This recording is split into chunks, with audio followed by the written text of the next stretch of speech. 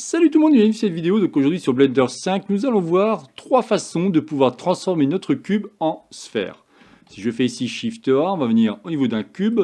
On va de suite se mettre en mode édition, faire ici bouton droit de ma souris, Subdivide, et je vais subdiviser celui-ci. Allez, 4 fois ça suffira amplement. Une fois que j'ai fait ça, je vais venir dans Mesh, venir sur Transform et chercher To Sphere.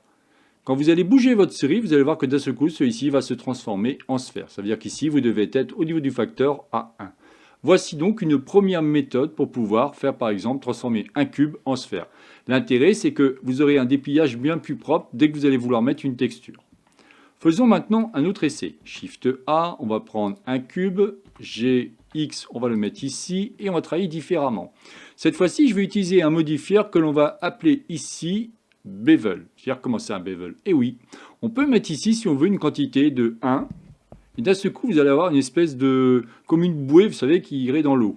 Mais en mettant ici beaucoup plus de segments, par exemple 6, vous allez avoir une sphère. Voici donc une deuxième manière de faire.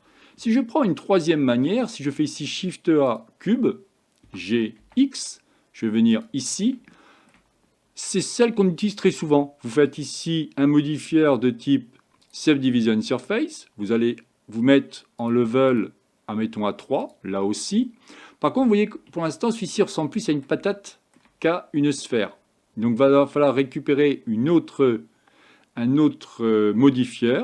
Cette fois-ci, plutôt dans les déformes. Et vous cliquez sur Cast. Vous voyez, d'un seul coup, il y a une petite évolution. Si je viens en cliquant sur ma petite télé, regardez bien. Là, je vous montre des flèches. On voit bien qu'il y a...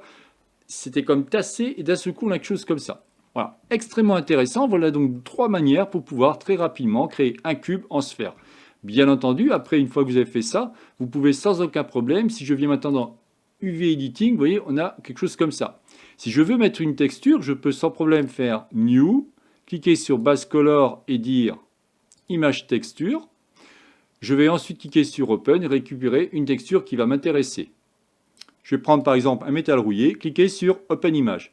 Et vous voyez que d'un seul coup, on a quelque chose comme ça.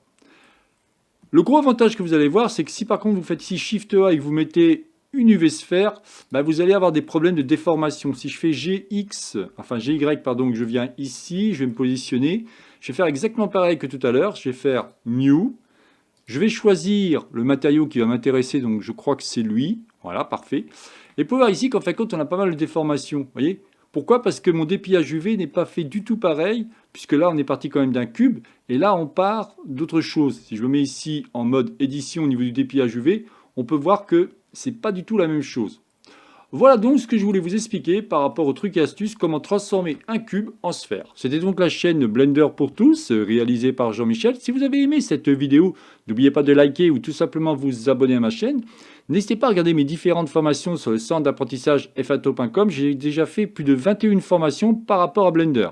Je vous souhaite une excellente journée et à la prochaine vidéo. Bye bye.